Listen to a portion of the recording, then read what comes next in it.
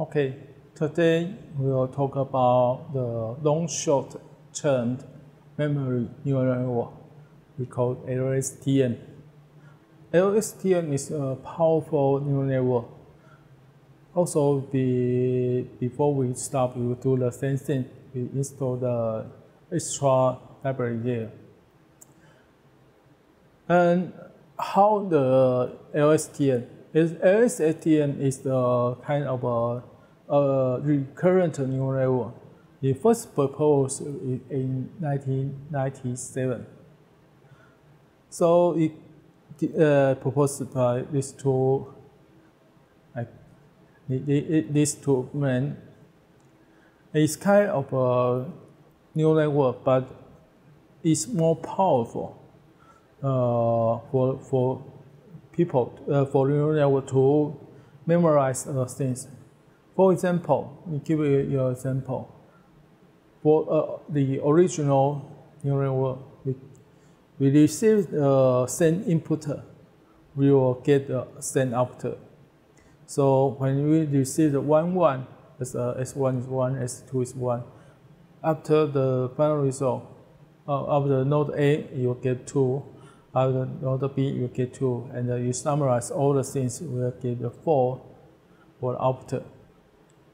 If you get the send output, you give the send result. Because if the output is accurate, so it didn't change. Even the back propagation, it didn't change because the output is what you want, so it didn't change the weight.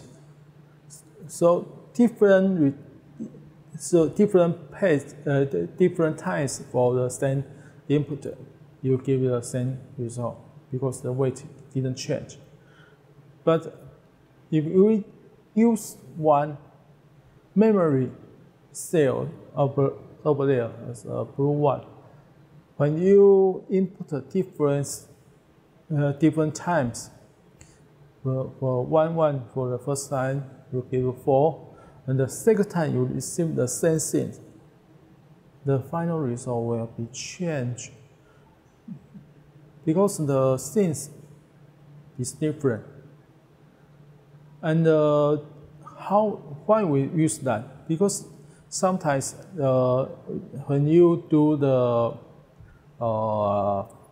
face recognition, we want to go to Taipei, and I give you a sentence with I want to go to Taipei, and the destination is Taipei is the destination.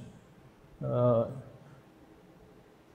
next phase with I have to leave Taipei at August 30, and the Taipei is a departure position. But when you receive the Taipei, the keyword of Taipei, the neural network will give you the same result.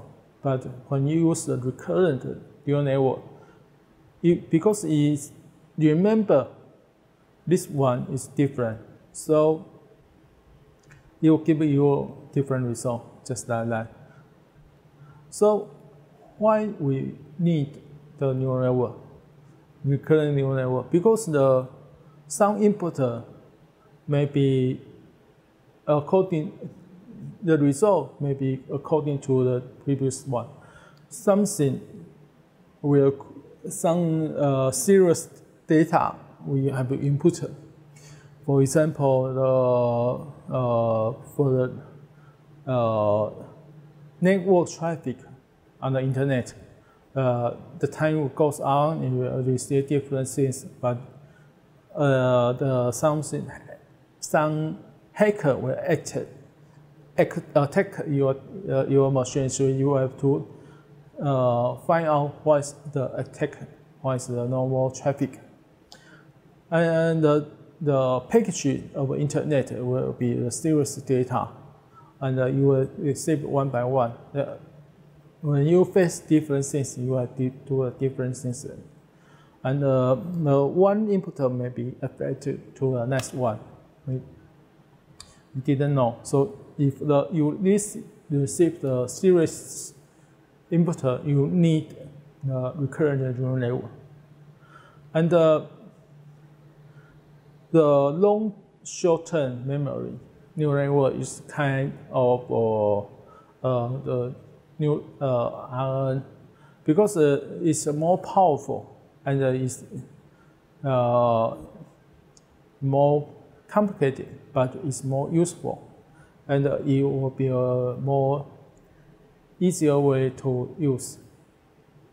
So when we talk about RNN today, we always talk about is equals to long short-term memory neural network. Here we have to tell you the memory here is a short-term memory. Why is short-term memory? The things will stored in this memory for a short time, but in LSTM it keep it longer. So it called long short-term memory.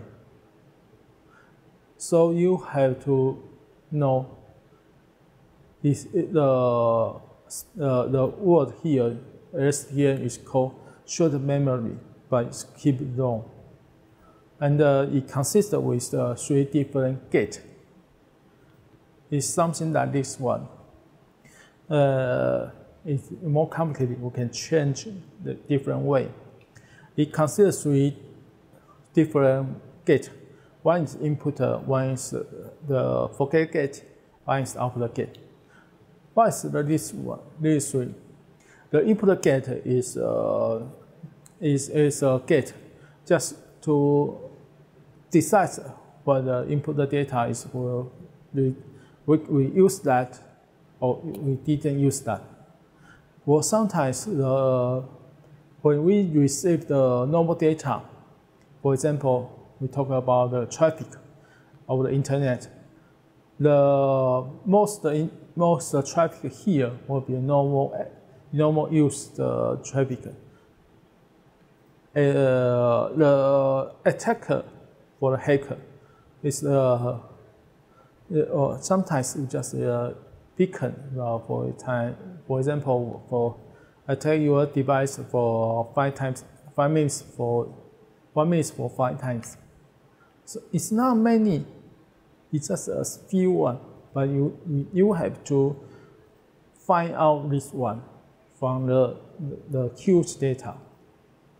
So it's not the normal one and the abnormal one is the amount is different.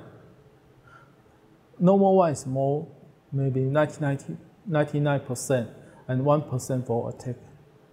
So it's imbalanced. If you put all the things here to learning, you will get all the 99% will be correct. When the input gate, you use that to decide. We need some normal file and we need some abnormal file. So if this one is closed, the input data will be abandoned. We will drop that. We don't use that to avoid the imbalanced input data. The same with output gate. Output gate is talk about the result. We want to use the new calculated one or the original one. Sometimes the output gate the output result we didn't want to disturb the things we have already done. So we close output. We didn't output the original one, and maybe we use 0 to output that.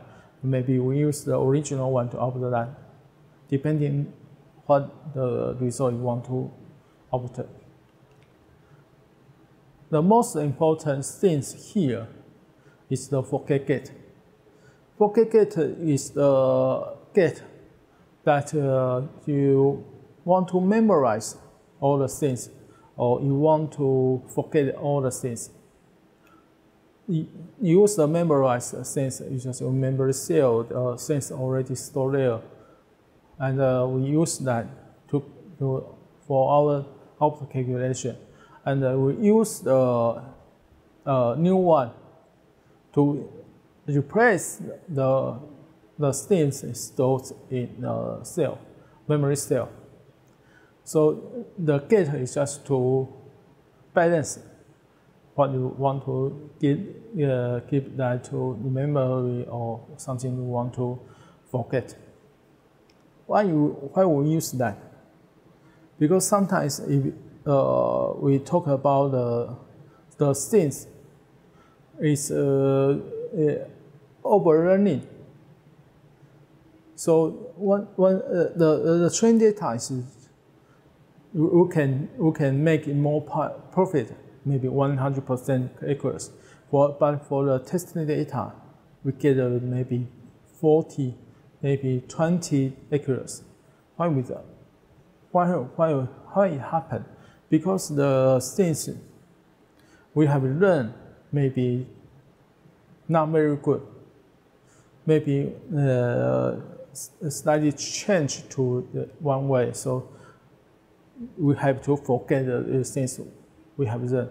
We use the forget gate to balance the result we have get here. Maybe we use the new one to replace the things we have learned. So this one is to avoid our data to become